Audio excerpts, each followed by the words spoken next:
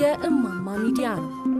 ራዕያችን የተዋህዶ ሃይማኖታችንን ማስፋፋት፣ ቤተ ክርስቲያናችንንም መጠበቅ።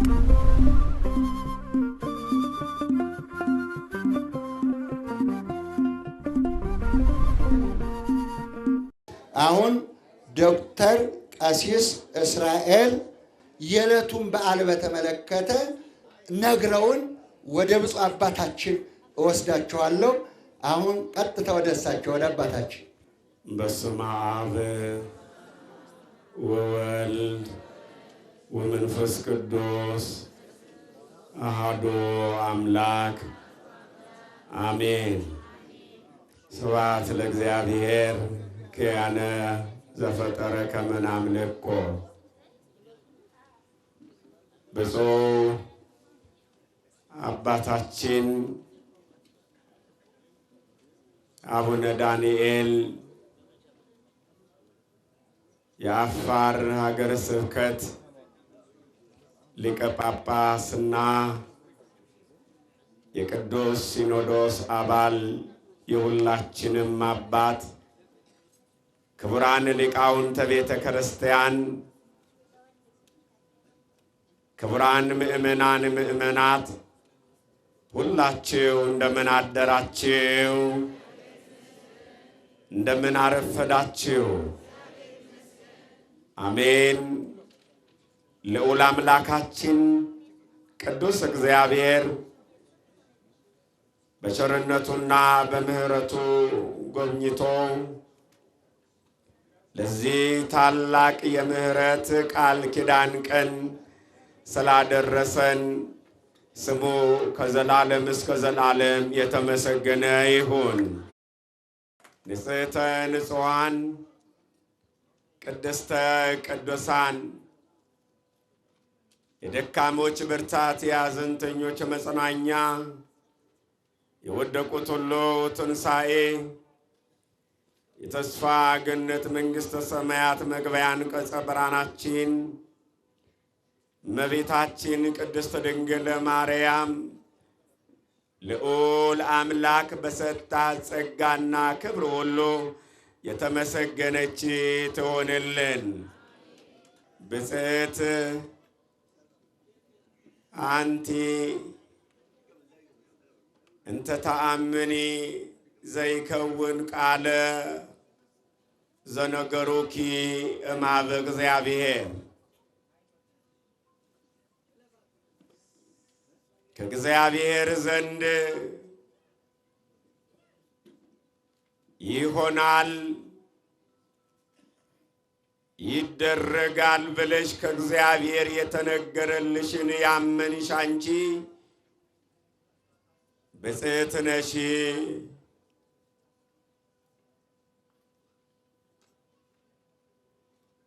ዋዬ ዋቀራ ከንሲፍ ኢመሜ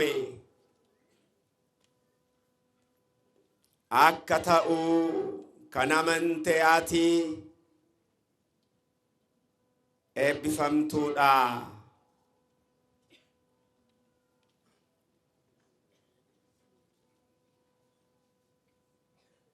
በሉቃስ ወንጌል ምዕራፍ 1 ቁጥር 45 ላይ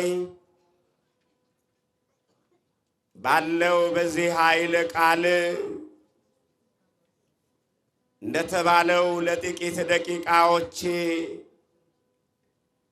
እግዚአብሔር ይናገረናል። እግዚአብሔር ለኛ ያልተናገረበት ዘመን ባይኖርም፣ እግዚአብሔር ለኛ ያልመከረበት ዘመን ባይኖርም፣ እግዚአብሔር ለኛ በቃል ኪዳኑ ያልመራበት ዘመን ባይኖርም፣ ዛሬም ቀድሞ በነገረን በደም ስራችን ውስጥ የሚመላለሰው ቃለ እግዚአብሔር ሥራ እንዲሠራ በልቦናችን የታተመው የእግዚአብሔር ቃል ሥራ እንዲያሰራን ዛሬም እግዚአብሔር ይናገረናል። እግዚአብሔር ስሙ ለዘላለም የተመሰገነ ይሁን። ይህን ቃል የተናገረ ሰው እግዚአብሔር የመረቀው፣ እግዚአብሔር የባረከው፣ እግዚአብሔር የቀደሳት እሷና ባሏ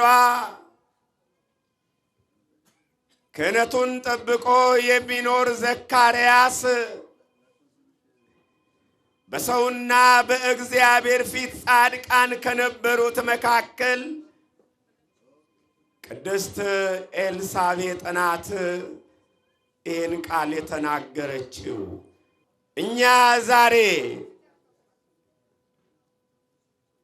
ስሟን የምንጠራት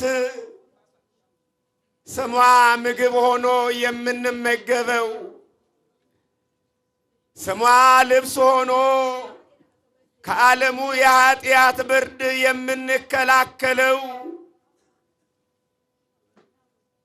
ስሟ መጠጥ ሆኖ ከዓለሙ ጥማት የምንረካባት፣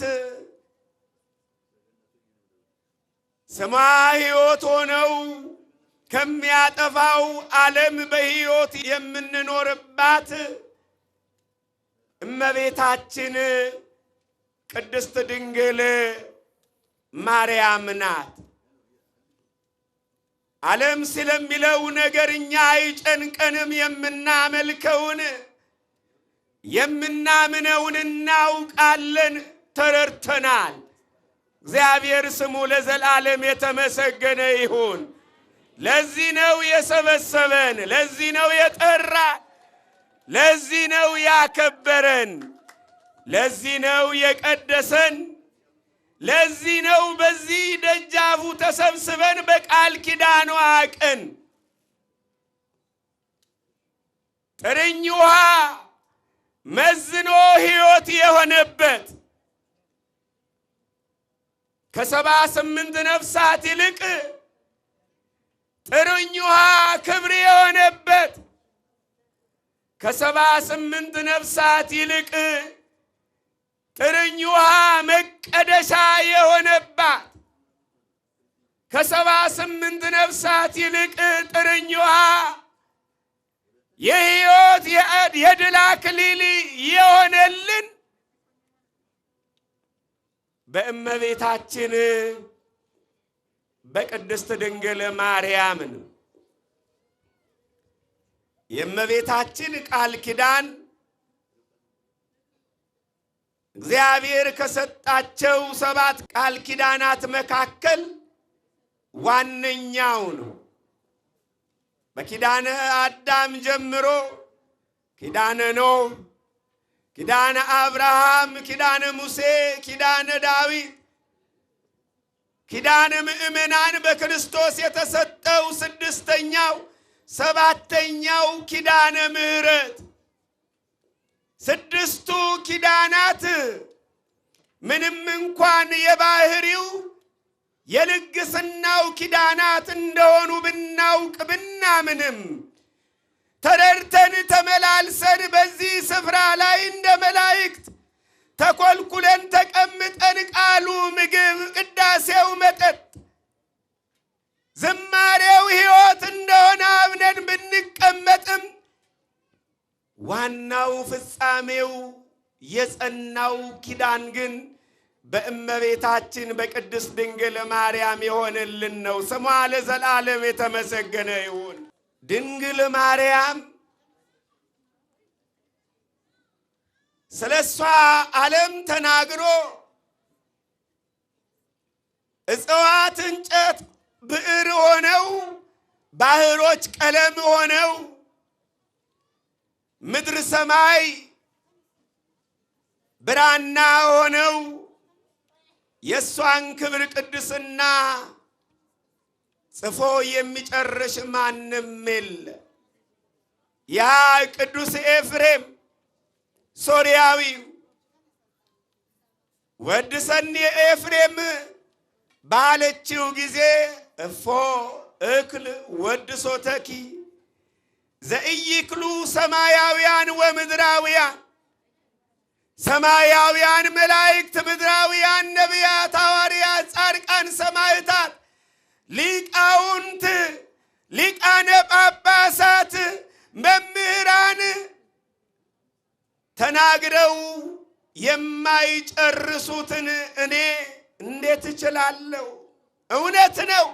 የድንግል ማርያም ክብር ክርስቶስ እንኳን ብዙ አልተናገረላትም። የሚገርመኝ መንፈስ ቅዱስ እንኳን ሲወርድ እኮ ዕለተ ጴራቅሊጦስ መንፈስ ቅዱስ ለሐዋርያት ወረደ አለ እንጂ ለድንግል ማርያም አላለም። ባለቤት ናታ፣ የመንፈስ ቅዱሱ ባለቤት። ምክንያቱም ኤልሳቤጥ ሰላምታዋን ብትሰማ ነው። ሰላም ላንቺ ይሁን አክስቴ፣ ሰላም ላንቺ ይሁን ኤልሳቤጥ ባለቻት ጊዜ ነው ኤልሳቤጥ ላይ መንፈስ ቅዱስ ሞላባት ይላል። ቀድሞ ተለይቷት ነበርን? አይደለም። ሥራ አሰራት። እንደ መላእክት እንድታመሰግን አበቃት። እንደ ቅዱሳን እንደ ንጹሐኑ ለማወደስ ለመቀደስ አበቃት። ማንን? ኤልሳቤጥን።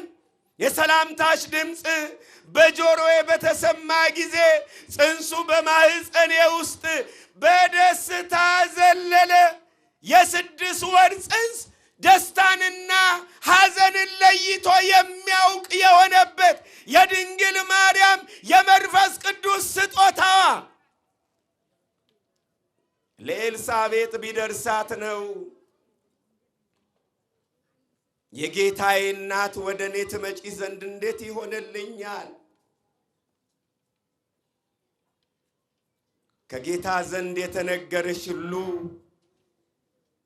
በነቢያት የተነገረልሽ፣ በጻድቃን የተነገረልሽ፣ በነ አዳም የተነገረልሽ፣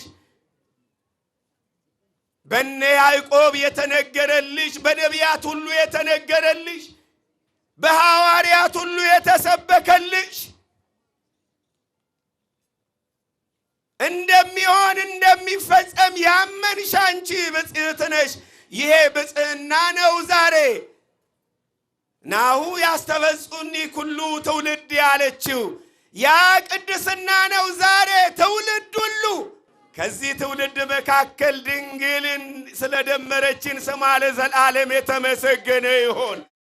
ከሚያመሰግናት ትውልድ፣ ከሚቀድሳት ትውልድ፣ ከሚያወድሳት ትውልድ፣ ከሚያከብራት ትውልድ ስጋዊ ጉልበቱን አይደለም ልባዊ ጉልበቱን ከሚሰግድላት ትውልድ መካከል ስላደረገችን አሁንም ስሟ ለዘላለም የተመሰገነ ይሁን። የዚህ የቃል ኪዳን ፍጻሜው እንደ ውሃ ፈሳሽ እንደ እንግዳ ደራሽ የሆነ ነገር አይደለም ወገኖቼ።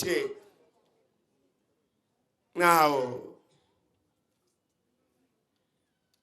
ትንቢት ተነግሮላት ሱባኤ ተቆጥሮላት ነው። አዳም እንደሚበድል እንደሚያጎድል አውቆ እግዚአብሔር አዘጋጀለት መድኃኒቱን። እግዝእትነ ማርያም ነበረትም ቅድመ ዓለም በህሊና አምላክ ተብሎ ያ ለአዳም በኋላም ለኔና ለናንተ ሕይወት ለኔ ለናንተ ምህረት ለኔ ለናንተ ክብር ለኔ ለናንተ ቅድስና ለኔ ለናንተ ከውድቀት መነሻ ለኔ ለናንተ በተስፋ መኖሪያ ለኔ ለናንተ የዘላለም የሕይወት ምግብ ማግኛ ትሆን ዘንድ እግዚአብሔር አዘጋጃት። ከመረጥኳቸው ከወደድኳቸው ካከበርኳቸው ጋር ቃል ኪዳን ገባሁ ብሎ በዳዊት መዝሙር 88 ቁጥር 2 ላይ እንደተናገረ የቃል ኪዳኑ ሁሉ ፍጻሜ የንጽህናችን አክሊል የትንሣኤያችን ክብርና ሞገስ እናት እመቤታችን ቅድስት ድንግል ማርያም ስሟ ለዘላለም የተመሰገነ ይሁን። ታዲያ ይህንን ብጽሕናዋን እኛም አውቀን ነው ዛሬ አይደለም ለዘላለም ልናመሰግናት፣ ልንቀድሳት፣ ልናወድሳት፣ ከውድቀታችን ልንነሳባት፣ በቀቢጸ ተስፋ ያሉትን በተስፋዋ የሚነሱባት ሆና ዛሬ በዓሏን የምናከብረው ያስተማረን፣ የመከረን፣ የቀደሰን፣ በቃል ኪዳና ለዘላለም የጠበቀን የአምላካችን የመድኃኔ ዓለም የኢየሱስ ክርስቶስ ቸርነቱና ምሕረቱ ሁላችንን አይለየን። ወስብሐት ለእግዚአብሔር ወለወላዲቱ ድንግል ወለመስቀሉ ክቡር። ይቆየን። ብፁዕ አባታችን አቡነ ዳንኤል የአፋር ሀገረ ስብከት ሊቀ ጳጳስ እና የቅዱስ ሲኖዶስ አባል፣ ብፁዕ አባታችንን እጋብዛለሁ። ወደ ብፁዕ አባታችን። በስመ አብ ወወልድ ወመንፈስ ቅዱስ አሐዱ አምላክ አሜን። ቸርነቱ የበዛ በቸርነቱ የሚጠብቀን ኃጢአታችንን ሳይቆጣጠረን ታግሶ በይቅር ባይነቱ በዚህ ቦታ የሰበሰበን የይቅርታ ባለቤት አምላካችን እግዚአብሔር ስሙ የከበረና የተመሰገነ ይሁን። ትእዛዝህን ለሚያደርጉ ቃል ኪዳንህንና ምሕረትህን የምትጠብቅ ታላቅና የተፈራ አምላክ። ይህንን ቃል የተናገረው ከነቢያት አንዱ የሆነው ነቢዩ ናህምያ ነው። ትእዛዝህን ለሚያደርጉ ቃል ኪዳንህንና ምሕረትህን የምትጠብቅ ታላቅና የተፈራ አምላክ ብሎ ነው የተናገረው። እንግዲህ በዚህ ቦታ የተሰበሰብነው ሁላችን የምናመልከው አምላካችን የምሕረት ባለቤት ነው። የይቅርታ አምላክ ነው። የሚለምኑትን ለሚለምኑት ልመናቸውን የሚሰማ፣ ለሚለምኑት የገባውን ቃል የማያፈርስ፣ ለተናገረው ቃልም የማይታበል፣ ጊዜውን ጠብቆ የሚያደርግ፣ የማይዋሽ እውነተኛ አምላክ ነው። ይህ አምላክ እኛ የምናመልከው አምላካችን እግዚአብሔር ስሙም ኢየሱስ ክርስቶስ ተብሎ የሚጠራው ታላቅ አምላክ ነው። ክብርና ምስጋና ለሱ ይሁን። መድኃኒታችን ኢየሱስ ክርስቶስ ምሕረት የባህሪው የሆነ እንደኛ ምሕረት ቢያደርግ ትንሽ ቆይቶ ደግሞ የሚቆጣ፣ ምሕረቱን የሚያፈርስ ሳይሆን ምሕረቱ ቃል ኪዳኑ የማይታበል፣ አንዴ ሲነገር ቃል ኪዳኑ የታሰረ የማይፈታ አምላክ ነው። ለዚህም ነው እመቤታችን ቅድስት ድንግል ማርያም ወደ ጎልጎታ እሱ ወደ ተቀበረበት በእንባ እየተመላለሰች ልጇ ወደ ተቀበረበት እየሄደች በምታለቅስ ጊዜ የእመቤታችንን ልቅሷን እያሰበ በኋላም እናታችን ቅድስት ድንግል ማርያም ልጄ ሆይ እኔ ያንተን ቃል ለሚሰሙ ቃል ኪዳንህን ለሚያስቡ ዝክርህን ለሚዘክሩ መታሰቢያህንም ለሚያደርጉ ማርልኝ ብላ ተናግረዋለች። እሱም እናቱን ቀድሞ ምን ላደርግልሽ የምትለምኝኝ ምንድን ነው ብሏታል። እሷም ይህን ቃል ስትለው አደርግልሻለሁ ብሎ ቃል ገብቶላታል። የምናከብረው ዛሬ ይህንን ትልቅ በዓል ነው። እኛ ድነትን የምናገኘው ሰማዕትነትን ተቀብለን ሳይሆን ዛሬ ያለንን ከኪሳችን ሳንቲም ሰጥተን መጽደቅ እንችላለን። ለተራቡት አብልተን መጽደቅ እንችላለን። ለተጠሙት አጠጥተን መጽደቅ እንችላለን። ምክንያቱም አሳይታናለች። እሷ ምንም ኃጢአተኛ ብንሆን፣ ምንም በደላችን ቢበዛ፣ ምንም በኃጢአት ብንወድቅ ንስሐ ገብተን ወደ አምላካችን ከተመለስ እመቤታችንን አማልጅን ካልናት 78 ነፍስ የበላ ሰው እንደዳነ አይተናል። 78 ነፍስ የበላ ድኗል። በምን? በቃል ኪዳኗ፣ በምሕረቷ፣ በምልጃዋ አምላካችን ቸር ነውና እንድትምርልኝ ብላ በለመነችው ልመና መሰረት ድኖ መንግሥተ ሰማያት ገብቷል። ስለዚህ እኔና እናንተ የእሷን ቃል ኪዳን ሰምተን ታምሯን እየሰማን የአምላካችንን የእግዚአብሔርን ቸርነቱን ምሕረቱን አስበን የምንመለሰው ንስሐ የምንገባ ለእኛ ሲሰማልለን አይሰማም? እግዚአብሔር ይምረናል አይምረንም? ይምረናል። እግዚአብሔር አምላካችን ምስጋና ለሱ ይሁን፣ ቃል ኪዳን ሰጥቶናልና። ከምንም በላይ ደግሞ ሰላም፣ ፍቅር፣ አንድነት ያስፈልጋል። የምናመልከው አምላክ የሰላም አምላክ ነው። የምናመልከው አምላክ የፍቅር አምላክ ነው።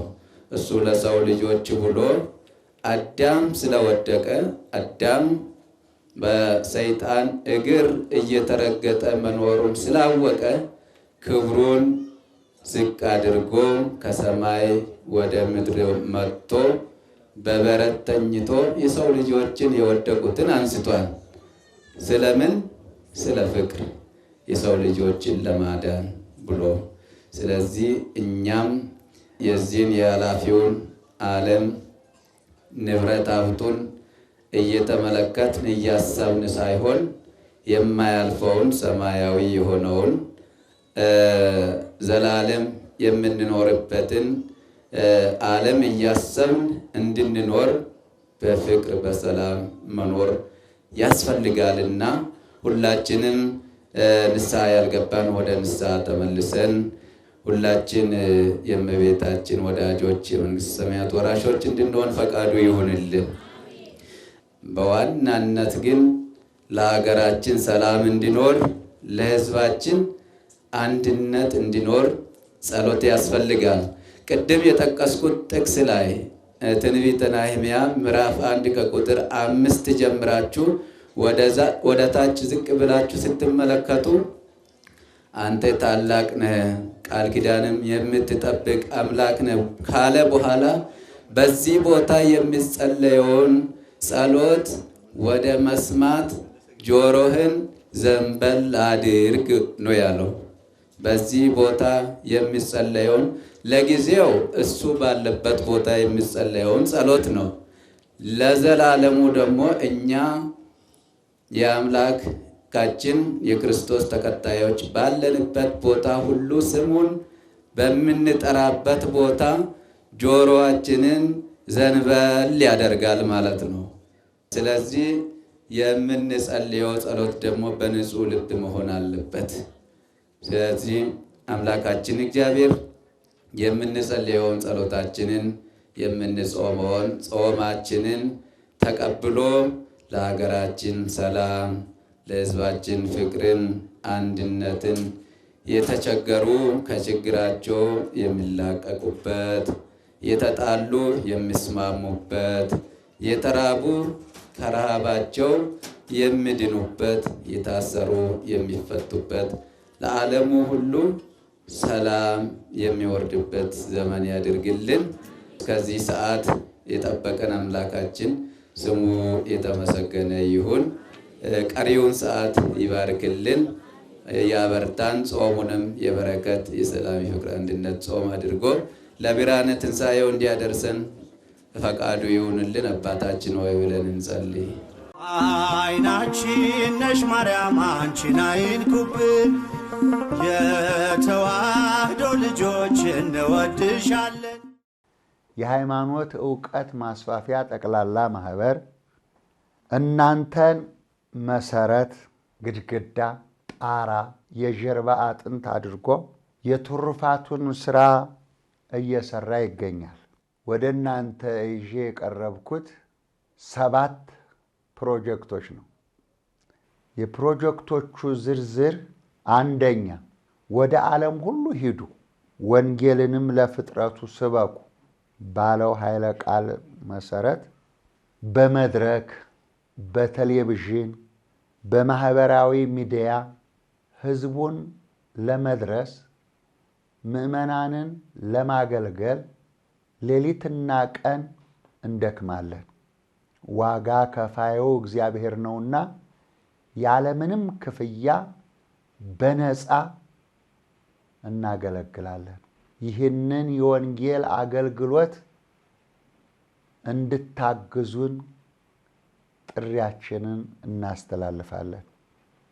ሁለተኛ 12 የቅጥር ሰራተኞች ከ100 በላይ የበጎ ፈቃደኛ አገልጋዮችና እኔ በነፃ በማገልገል እየሰራን እንገኛለን። አብዛኛውን ስራ የሚሰሩት እነዚህ በጎ ፈቃደኞች ናቸው። ሶስተኛ ገዳማትንና የገጠር አብያተ ክርስቲያናት፣ አብነት ትምህርት ቤትና የመንፈሳዊ ኮሌጅ ተማሪዎች የቅዱስ ጋብቻ ድጋፍ ለማስቀጠል የናንተን ድጋፍ እንፈልጋለን። አራተኛ ችግረኛ ወገኖች የሙያ ስልጠና አግኝተው እንዲቋቋሙና ራሳቸውን እንዲችሉ ጠንክረን አስተባብረን ብዙዎችን መርዳት እንፈልጋለን። ከኛ ጋር ስሩ።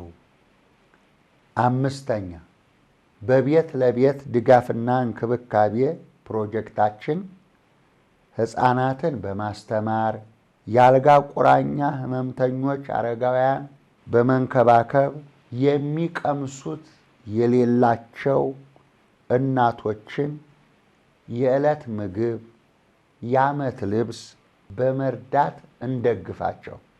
ስድስተኛ በዝቅተኛ ኑሮ ውስጥ የሚገኙ ችግረኛ ወገኖች በአበይት በዓላት ቀን የዓመት በዓል መዋያ፣ የነዳያን የምሳ ግብዣ እናድርግላቸው። ሰባተኛውና የመጨረሻው በድንገተኛ አደጋ ጉዳት ለደረሰባቸውና ለተፈናቀሉ አቅማችን በፈቀደው እንድረስላቸው፣ እናጽናናቸው፣ እንደግፋቸው እያልኩ ጥሬን ለናንተ አቀርባለሁ። በበጎ ፈቃደኝነት ለመስራት ለምትፈልጉ ሁሉ በዚህ አድራሻችን ከያላችሁበት ሁሉ ልትልኩልን ትችላላችሁ። በንግድ ባንክ 1042 55 16 969 በአቢሲኒያ ባንክ 73 74 40 75 በዋሽ ባንክ 3998 በህብረት ባንክ 1096 በአባይ ባንክ 9630 ብላችሁ መላክ ትችላላችሁ። ህጋዊ ደረሰኛለን። በየሳምንቱ ረቡዕ ማታ 2 ሰዓት ተኩል እስከ 3 ሰዓት፣ በየሳምንቱ ሐሙስ 9 ሰዓት ተኩል እስከ 10 ሰዓት በኢትዮጵያ ኦርቶዶክስ ተዋሕዶ ቤተክርስቲያን ቴሌቪዥን ላይ እናቀርባለን። ስለዚህ ከጥርጥር ርቃችሁ እውነተኛውን መንፈሳዊ ሕይወት ይዛችሁ ከእኛ ጋር አብራችሁ እንድትሰሩ በተረጆቹ ስም መልእክቴ ይድረሳችሁ። ስለ ትብብራችሁ ከልብ አመሰግናለሁ።